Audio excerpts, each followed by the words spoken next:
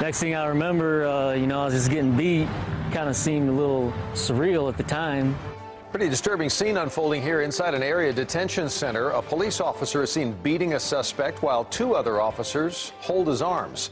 And the words embarrassed, inappropriate, doesn't look good. Those are the specific words Garland police officers are using today to describe the brutal attack that was all captured on video. Our JD Miles live now with the story you'll only see here on CBS 11. Kaylee, this more than 100-page binder documents a series of events that started in the parking lot of this Garland hotel. It ended with 3 Garland police officers disciplined after one of them took the handcuffs off a drunk suspect and beat him. Yeah, you guys are real tough this one. This video from the Garland Detention Center shows police officer Donald Fernandez removing handcuffs from a suspect arrested for assault and public intoxication. The officer then delivers 7 blows to the head and a knee to the face of Noah Lofquist. It definitely hurt. Resulting in injuries, including a gash. The corner of my head. That required 8 metal staples. Kind of seemed a little, surreal at the time. The 37-year-old admits to mouthing off at the officer after he was arrested at this Garland hotel.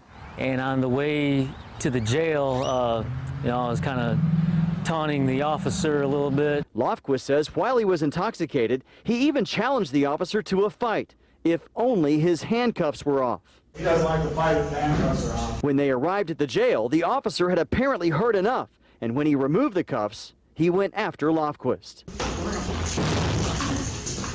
I was sober enough at that point to know not to do anything like that, because I didn't want my situation to get any worse.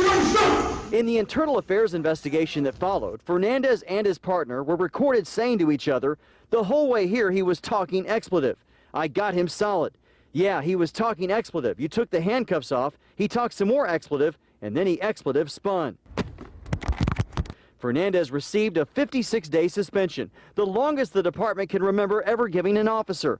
But Lofquist thought he deserved criminal charges. I have a lot of respect for the good police, but, the bad ones, like him, he gives them all a bad name. Garland police declined an on-camera interview, but told us over the phone that this type of behavior is obviously unacceptable.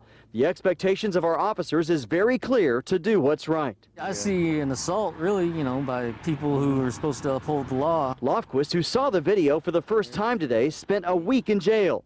The 37-year-old Collin County father says he's been sober for months since then and regrets challenging the officer to a fight. But he says that's no excuse for the officer's actions. The officer disciplined for excessive force resigned from the department only days after this 56-day suspension ended because he was about to face another internal affairs investigation for something completely different. His partner received a written reprimand for this, and their supervisor received a 3-day suspension. Live in Garland, JD Miles, CBS 11 News. All right.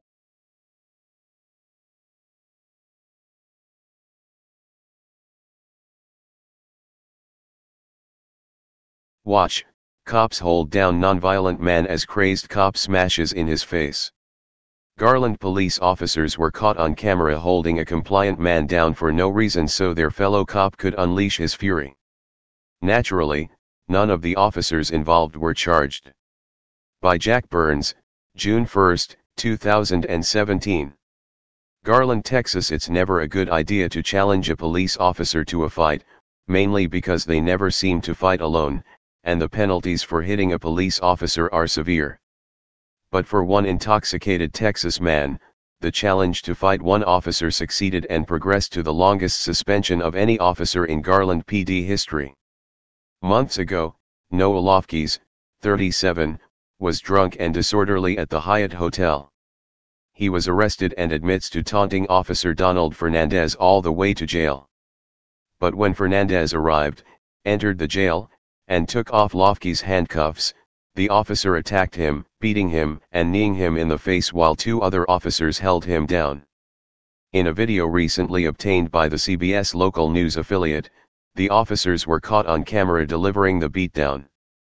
Even drunk, Lofquist says he knew better than to fight back.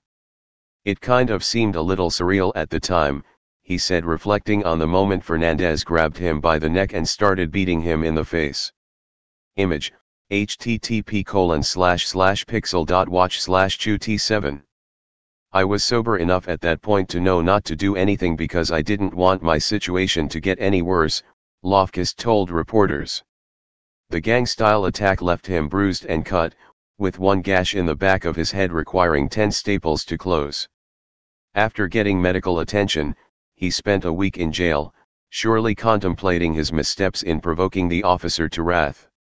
I feel bad about the things I said.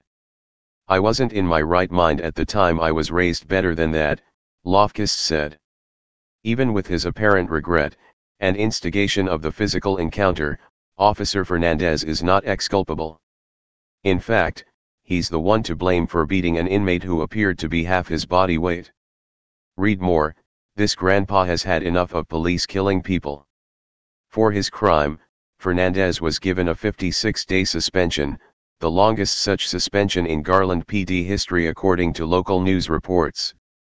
Although it was not the case in Fernandez's suspension, the Free Thought Project has reported on numerous occasions, many suspensions are usually with pay, meaning, in essence, officers are rewarded with a paid vacation while Internal Affairs determines whether or not the officer should be fired. Such was not the case for Fernandez, who was already facing another internal investigation separate from the one involving excessive use of force against Lofkist. According to the local Dallas Ft. Worth CBS affiliate, the officer disciplined for excessive force resigned days after his unpaid suspension ended, since he faced another unrelated Internal Affairs investigation. His partner received a written reprimand and a supervisor received a 3-day suspension.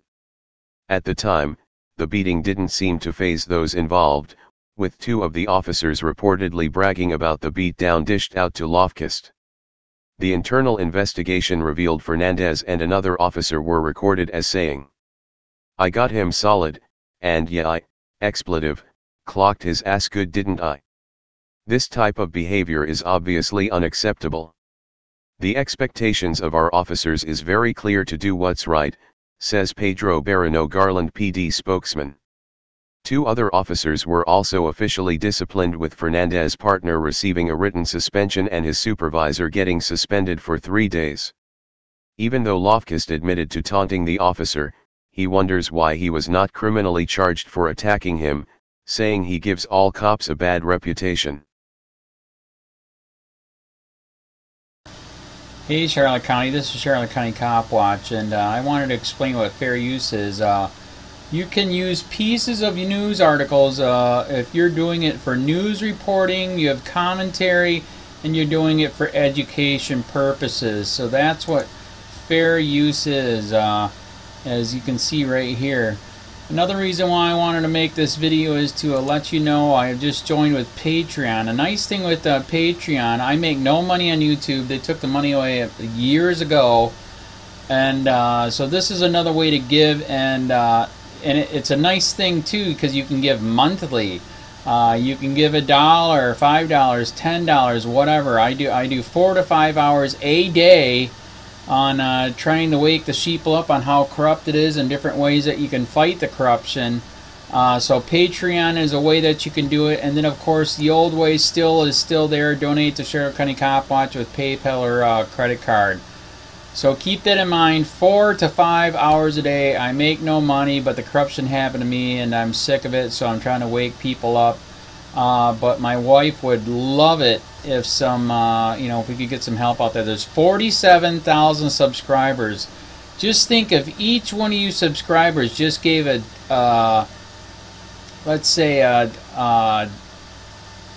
actually yes, $1 a month. 47,000 subscribers gave $1 a month.